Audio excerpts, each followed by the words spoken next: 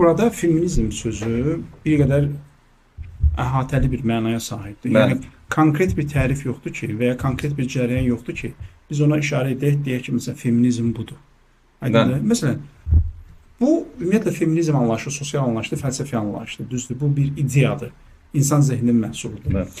Fəlsəfi anlayışlar, sosial anlayışlarda onların konkret limiti olmur.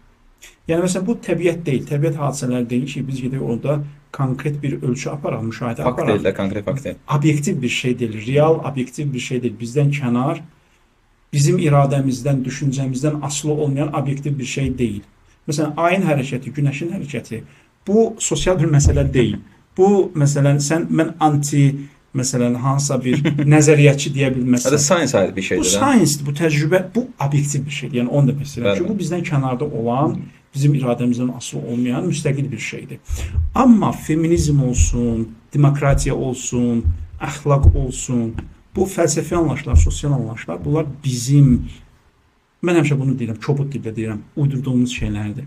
Niyə? Çünki bunlar cəmiyyət içərisində formalaşır. İnsan beyni məhsuludur. İnsan beyni məhsuludur və zərurətdən yaranır. Bax, tək gedə bir adada yaşayaq, orada qanun qayda olmayacaq.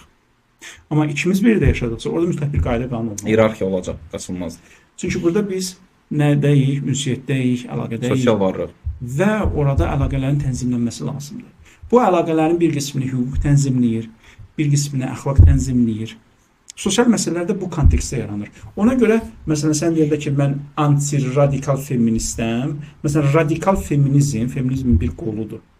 Məsələn, bu gün tutalım. Mən sırf ona qarşıyam. Məsələn, mən sənə deyəndə ki, sən müsəlmansanmı?